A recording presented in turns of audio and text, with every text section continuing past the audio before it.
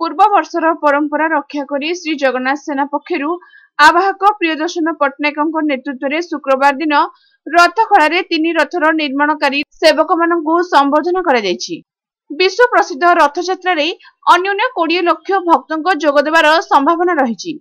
एही परिप्रेक्षी रे अंतर्जातीय ख्याति संपन्न बालुका शिल्पी मानस कुमार साहू शुक्रवार दिन एक सैंड एनिमेशन माध्यम रे भक्त मानकु स्वागत करबा सह सेमानक पई महाप्रभुको करुणा कामना करछन्ती।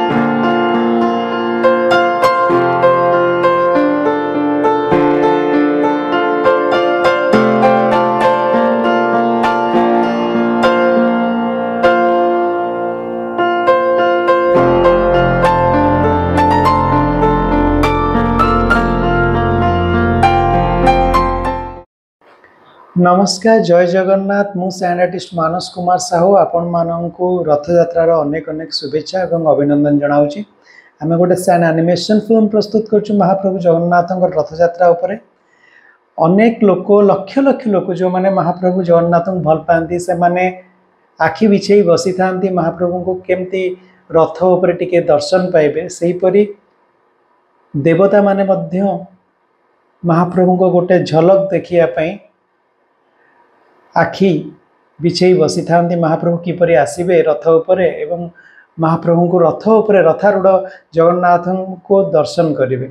ये केवल मनीष एवं प्रभु भीतर सीमित नुहे। कीट पतंग संसार रे जेते जीव जीवित प्राणी अच्छा समस्ते जगन्नाथ महाप्रभु को भल पाती। एवं एठी आमे सैन एनिमेशन देखीचु किपरि प्रत्येक लोकंक हृदय जगन्नाथ अच्छा से केमती प्रभु को जगन्नाथ को दर्शन कर रथ उपर ता सहित देवता माने भी महाप्रभु को दर्शन कर सब जिनस को बोध हुए यहाँ मो मनर गोटे इमेजिनेशन किंतु मु चेष्टा करी भावना को महाप्रभु पाखे समर्पण कर सैंड एनिमेशन टी करने आशा करुँच सैंड एनिमेशन टी आपण बहुत भल लगे।